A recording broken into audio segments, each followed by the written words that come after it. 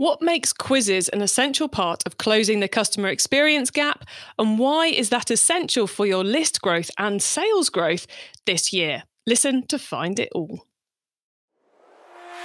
You're listening to the Keep Optimizing podcast to increase your traffic, improve your conversion rates, and grow your profits. Hello and welcome. I'm Chloe Thomas, the host of this Marketing Focus podcast. If you're not familiar with our format, each month we focus in on a different marketing method, bringing you a masterclass.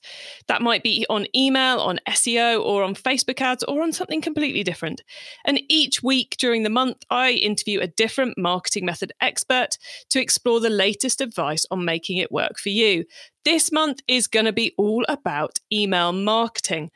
And we're starting off with one of those big topics, because I know you all want always more emails. So we're kicking off with a dive into how you can use quizzes to increase your email sign-up rates. And we're going to talk a lot as well about how using the data you collect and setting up the right quizzes will increase your conversion rates and increase your sales off the back of that content and building that stronger relationship with the customers, improving your creative and all those many things we've been talking about this year. So that's all coming up. Before we meet today's guest and get into it all, please do check out the sponsors.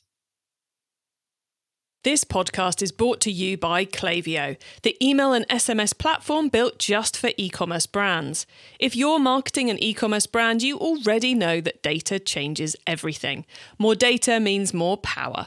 And if your email or SMS tools can't handle all that data, they're probably holding you back. That's where Klaviyo comes in. Its top-notch personalization and segmentation help you send the right message at the right time, guided by unlimited real-time data from your online store and tech stack.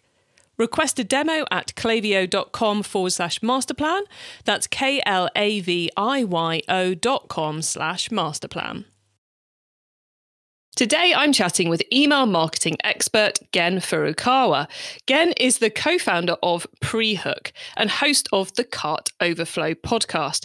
He created Prehook to help Shopify merchants create amazing experiences through quizzes and product recommendations, and in the process has become an expert in using quizzes to grow your email list. Hello, Gen. Chloe, how are you? Thanks for having me. It's great to have you here. I think we've all heard a lot about how quizzes can help, but I know a lot of the listeners still haven't built one. So this is definitely a hot topic. But before we start mining you for great tips on it all and how to do it all, how did you end up in email marketing? Yeah, the connection between a quiz and email marketing might not be like totally linear or might not make a lot of sense. But I started Prehook with my two co-founders. We met as part of the founding team of Jungle Scout, which is an Amazon product research tool. We joined in 2015. So we had a lot of experience working together, a lot of experience in the e-commerce space, e-commerce SaaS space more specifically. And we realized that there was a difference between what Amazon merchants had to do and what Shopify merchants had to do. And that's basically that Amazon is really focused on SEO for optimizing to making sure that your listing and product gets as much exposure for a search query like, blue widget for kids. A Shopify merchant has a very different experience and challenge, and that is to solve the specific problem for what the visitor is looking for. What the visitor is looking for is not super clear necessarily because there could be a wide range of things, whether it's based on gender, like male, female, or if it's based on what the use case is, like why somebody's buying a multivitamin, for example. There are many different reasons. So we realized that with just a few questions, gathering a few pieces of data, capturing a lead, which is where the email part comes in, and then recommending a product, merchants can do a lot more. And that is in terms of accelerating list growth, growing your email list, improving the buying experience, so making it easier to know which product is right, and that therefore directly impacts conversion rate. And then lastly, and perhaps most importantly, since we've launched Prehook more than a year ago, is learning about the customers. And so you might have heard the term zero-party data. And learning more about those, and that might be what the interests of your customers are, what their preferences, their goals, their challenges, all these things that you can't necessarily get from looking at a first party data. First party data is stuff that you're tracking passively. So that could be the orders or their customer lifetime value, their engagement on your website or with emails. Those things won't tell you what a customer will directly and willingly tell you, which is where zero-party data comes in. Yeah, it's like with first-party data, all that stuff we're collecting, we can learn a certain amount about our customers, but we're not understanding their motivations and the things that happen behind those buying decisions.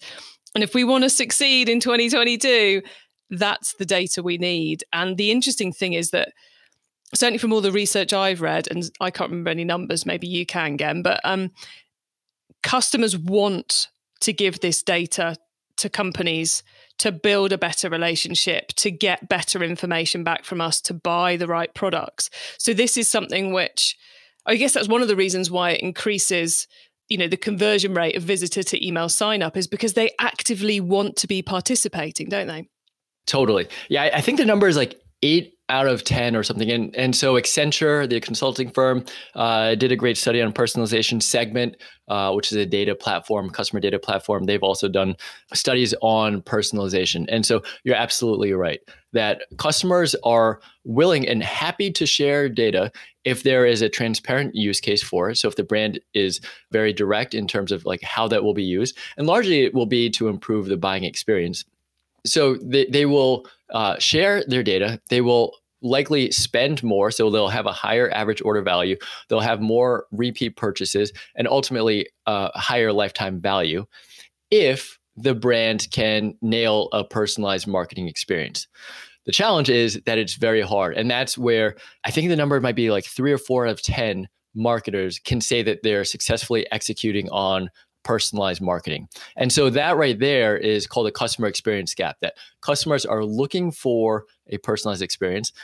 Marketers are struggling to deliver on that experience. And so that opportunity, that gap is where the opportunity is. So if you can personalize effectively. So, as marketers, our fundamental goal is to hit the right person at the right time with the right message. And it's very hard to do that if you don't necessarily have the data points to inform who you should be targeting and with what message, what offer you should be putting out. And so that's where we're trying to fill the gap with a quiz to provide a direct bridge for a merchant to understand what their customers are looking for. And then I think where Seth Godin has a great quote from This Is Marketing is that marketers have a intrinsic need and obligation to help people become the best version of themselves that they want to be. So we understand what their goals are if you ask that in the quiz. You understand where their current status is, or as in like what their challenges are. If you can bridge that gap with your brand or your product, then all of a sudden the customer sees you in a very different light. And that's exactly what they're looking for. They're looking to solve their problems. So once you can extract what that problem is, it's far easier to understand what problem you're solving for. It is that endless thing, isn't it? We know fundamentally this is a strategy that works. Put a quiz on your website, you'll increase the number of signups you get. Use the data, you'll increase your conversion rates, you'll sell more, you'll get better relationships and longer term relationships with your customers. But people aren't doing it because they just don't seem to get started. Maybe we'll get into the whys they're not doing it in a moment, but let's dive into how the listeners can get started. Let's tell them the best way to do it so they can take advantage of this. What seems like a very simple marketing strategy, but the devil is in the detail, and it's, the right application, personal application will help people get there. So where do you advise the users of Prehook to start on this journey? They've installed the software. What do they do next? So I think starting with a strategy, taking a step back, what is it that you're trying to accomplish, or what is it that you're trying to learn?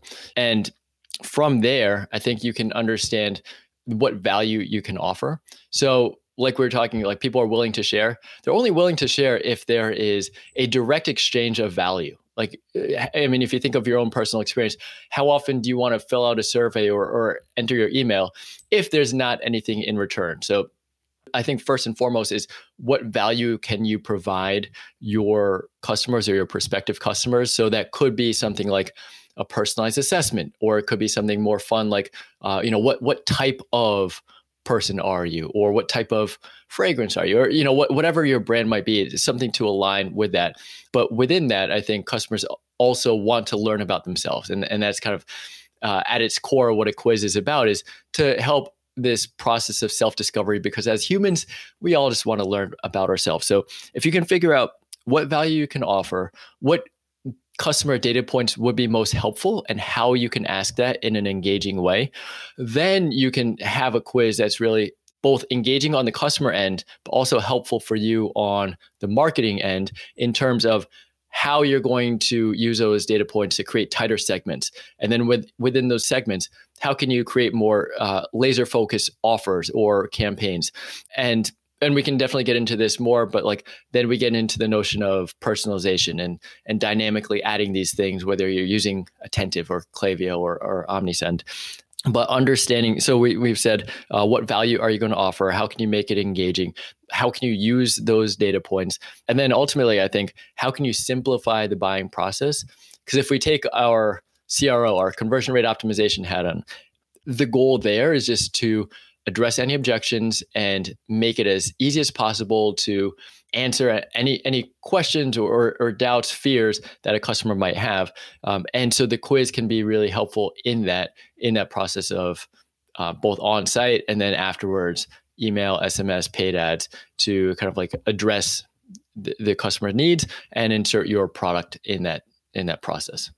I love the way you've explained that, Gen, because I always feel like the best use of quizzes are the ones where it marries up the what's in it for the customer with the what the brand can do with it in the best possible way, which tends to bring me back to either pet care as an example or hair care as an example, and it's those pieces where, someone comes to the site and they're not really sure what to buy, but the quiz says, have you got curly hair or straight hair or dry hair or greasy hair?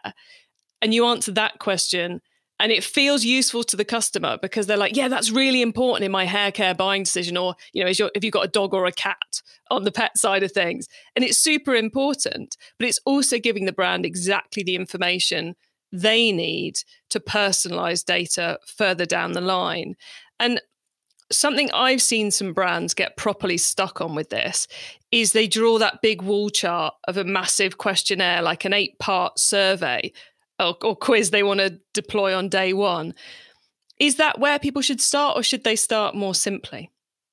Yeah, I definitely urge more simply, and the reason being, it's always better to get something out, and then you can test it, see if it adds value, and so for example, like we do track revenue from the quiz, so you can see, okay, are people actually converting?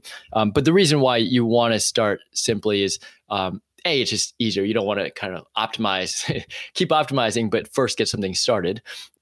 But with every question, there is the likelihood that a customer would just close out and bounce. And it's the main goal, I mean, similar to any marketing funnel, is to get them to the next step. And so once they start the quiz, that's kind of the start of the quiz funnel. The next step of the quiz funnel is to complete the quiz. And in completing the quiz, you are capturing a lead. So it's an email address or an SMS, a phone number. Then you're recommending a product. And so you want to make sure that you're not like adding too many conditions or conditional logic, making it too complicated, because you don't necessarily know what you're trying to, what the initial outcome would be. So I do recommend simple to start. And then you mentioned that those like 8-part really in-depth quizzes. Some of them are necessary, and what comes to mind is maybe like a HIMSS or a Roman, something that's more like almost like a patient intake, some medical or clinical form. And that maybe is more important because it qualifies whether the person can actually take the product, if it's related to their body or health. But some of the simpler ones, like if it's a pet related quiz, you can get a lot of mileage out of just a few simple questions. Like, for example, if it's cat or dog, or what breed, or what age, or what health level. And then that reminded me of one interesting thing that I've learned since starting the pre-hook and working with a variety of pet brands, is that dogs in particular, or cats as well, have very predictable life cycles. And so at certain ages, they might have certain health problems, whether it's like sore joints or bad hips or I don't know, like any health issues. So if you can capture even just what breed and what age for a particular dog, then all of a sudden you can create these campaigns like, okay, it's a 7-year-old lab. here's what you need to know about owning your 7-year-old lab. And so that's great from the customer experience because they're learning, you're educating them about their dog that they might or might not know. But what it does on a subconscious level is it establishes you, the brand, as an expert and an educator. And if you think of like Robert Cialdini's book on influence, that's one of the key pillars. I think there were 6 key pillars, is establishing authority. And you do that by educating. And you can only educate, at a more specific level if you know some of these things. Of course, you could educate them on, the health of dogs, but what value is that unless you know my specific dog breed and dog age? So that's all to say that some of the data that you're gathering in a quiz can be really helpful in establishing you, the brand, as an authority in the space, which would make your job in converting the customer into a paying customer far easier. Yeah, if we can build that trust, life is so much easier. And it all starts by just asking the right questions. Because, like you said right at the beginning, if we're asking questions they think are valuable, we're already building trust before we've even told them that we're using that for anything. So again, would it be fair to say that we might get to a point where we have one short, simple quiz, the cat-dog option, where we ask the question, then we capture the email address that's aimed for email signups? That's our goal, is to get the email sign up. Maybe that's our pop-up. And then we potentially have a take the quiz button somewhere else on the website where we ask a more in-depth buying process. So might we be deploying 2 for slightly different reasons? The first one, primary reason, would be grab the email data.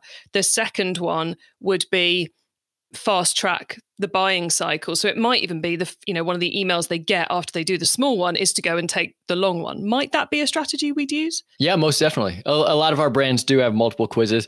A third might be a post-purchase survey, or like, how did you hear about us? Or what are your thoughts on the product? And also the quiz is kind of a requisite in some ways for some of these subscription e-commerce brands. If you think of, say, Scentbird or Stitch Fix or Rockets of Awesome, which is kind of like kids clothing brand. But what you know about the customer at the outset of the experience or the customer relationship is critical to ensuring that on a month-to-month basis, you can send this customer something that they will be delighted to receive, and then therefore they will continue their subscription.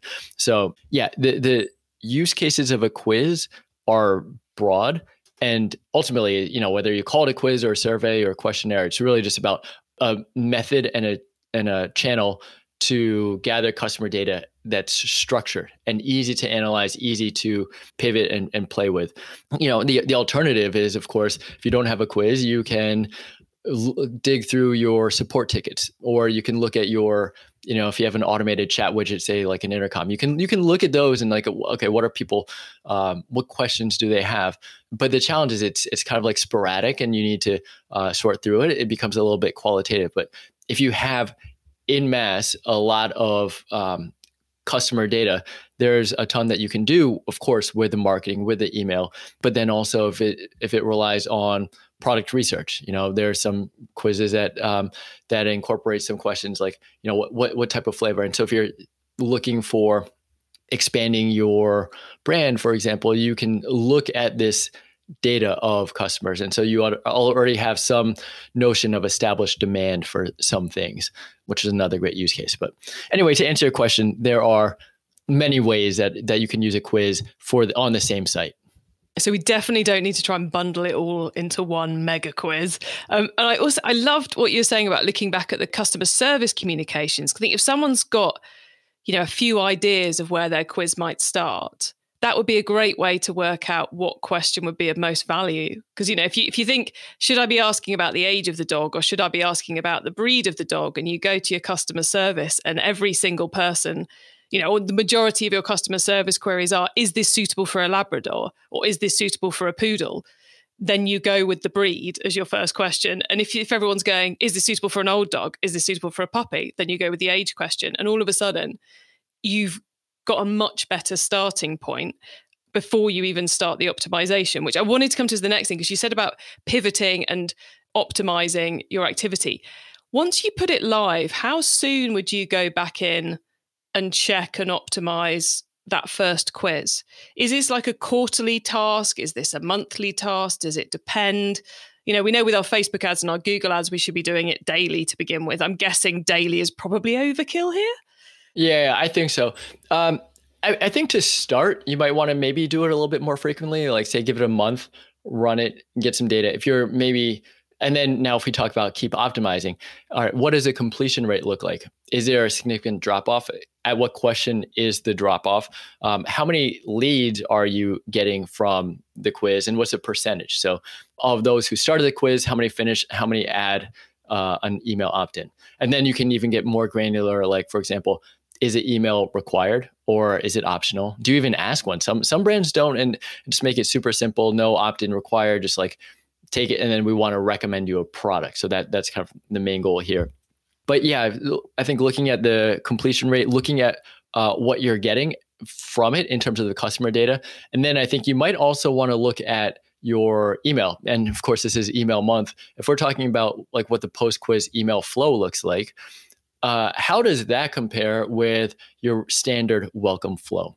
Are you getting more revenue per send or revenue per lead on it? And then maybe are there opportunities to get a layer deeper, and you have a conditional split. So you capture the lead. After the quiz, you're sending them a post-quiz follow-up. And that's where you're dynamically inserting, hey, Chloe, this is the product that we think is best for you. And you would just insert a placeholder, but Chloe would get what's recommended to her. Gen would get what's recommended to him. Everybody gets their own personalized email. And that's beautiful because you build once, you scale infinitely. But then after that, there are opportunities to split the flow. So, okay, Chloe is a lab owner. Let's send stuff specific to that. Or Chloe has an older dog. Gen is looking for help with a new puppy. And so, that's just an example of how you can use the data and be more specific with the content and the education that you're sharing. And then ultimately, does that translate to a difference in revenue per email or revenue from email as a channel? Because ultimately, that's what this is all about. Yeah, I love the fact we've got those two steps, which I think people often forget about when they're doing email sign up work. Is one, we want to see what's the most effective way of getting the email. That's really important. Is the quiz rather working for us in this sense? But then we also need to see, is it bringing in the money?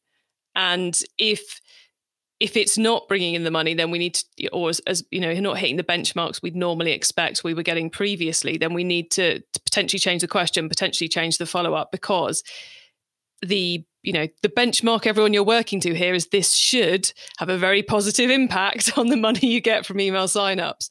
So yes, there's those two kind of key parts to work. And I guess then the data shows you where you need to tweak and improve. Yeah. Or where you're succeeding. For us, for example, we do track revenue, and that's basically like anybody that took the quiz and ended up purchasing, we're tracking that revenue. And we're seeing like really impressive numbers for the brands that are, I think, executing well from their, the whole experience, and the email capture, the recommended product, and then the conversion to sale. And I think maybe where those brands are succeeding is in some ways replicating what an in-person shopping experience is. And that's, if you have a good sales associate, or even if you go to a fancy restaurant and deal with a sommelier, or you go to a coffee shop and deal with a barista, they might ask you a few questions like, what types of wines do you like? Or what's your price point? Or, just simple questions so that they can understand more of your perspective. In their mind, they're inventorying what they have to offer that matches your criteria, and then they recommend it. And then, okay, there's maybe a little rapport, there's some trust that's built up, and then more often at least from my perspective, I'm very happy to get that type of recommendation if I feel like I trust and that they understand what I'm looking for. And in essence, that's what a quiz is doing at scale. So that's where I think a lot of the brands can see an increase in conversion rate and then revenue dollars from the quiz, because they just make it very simple to ask questions and then say, hey, this is like what I want. Because some customers like to click around, spend a lot of time kind of thinking about their investment or their purchase. And some are looking for just like the quickest, most pain-free way to find a solution to their problem and check out. And so I think that's maybe the type of customer that you're solving for with a quiz. I love that. I love that. We should all go and put ourselves in the hands of the maitre d' or the sommelier. Ask the right questions. Think about what you'd expect to be asked in that buying cycle, and you can just feel the trust growing as the process goes on. Well, again, we are now going to pause for a reminder of our sponsors, and then we're going to talk about the wider world of email marketing. This podcast is brought to you by Klaviyo, the email and SMS platform built just for e-commerce brands. If you're marketing an e-commerce brand, you already know that data changes everything. More data means more power. And if your email or SMS tools can't handle all that data, they're probably holding you back. That's where Klaviyo comes in. Its top-notch personalization and segmentation help you send the right message at the right time, guided by unlimited real-time data from your online store and tech stack. Request a demo at klaviyo.com/masterplan. That's KLAVIYO.com/masterplan. Okay, again, so far we've gone deep into list growth and far more via quizzes. Now you get to wow us with your insider knowledge about the whole of email marketing. So for the following questions, your answer can be anything to do with email, which of course does include everything we've already been talking about. So again, are you ready for these? Let's do it. Okay, let's start with newbie advice. If we've inspired someone to take their first step, what do they need to know to give themselves the best chance of success? I think it's what you know about your customers. And so I think thinking about that, there's not a lot that you can necessarily do with a first name anymore. That's kind of like maybe marketing from the early 2000s or 90s. Let's dig a little bit deeper and solve the problems, the challenges that your customers are looking for. And so build segments around that, insert that into your emails, and not just a first name merge tag. So that's probably the first step, is segmenting based on goals or based on preferences or based on their interests, and look beyond just a first name to personalize. Nice. I like that. Okay. Once you've started, of course, you've got to keep optimizing. So what's your favorite way to improve performance? Yeah, that's a great question. I think that having an objective approach and running tests, and I feel like you might get that answer a lot, but I think that's the beauty of digital marketing, is that there is no right answer. Like even the right answer, if you have it, will change over time as your customer base changes, or as your product evolves and the features that you offer, or whatever the products that you have. So I think that there's like not resting on your laurels to assume that, all right, this works, so let's set it and forget it, indefinitely. So kind of going back. And I think this applies not only to email marketing, but also say to content marketing, where you can certainly update a blog post, refresh it, add more images, and then that helps improve it in terms of Google's algorithm and stuff. So having this kind of constant circular motion with building, optimizing, and going back is a good strategy.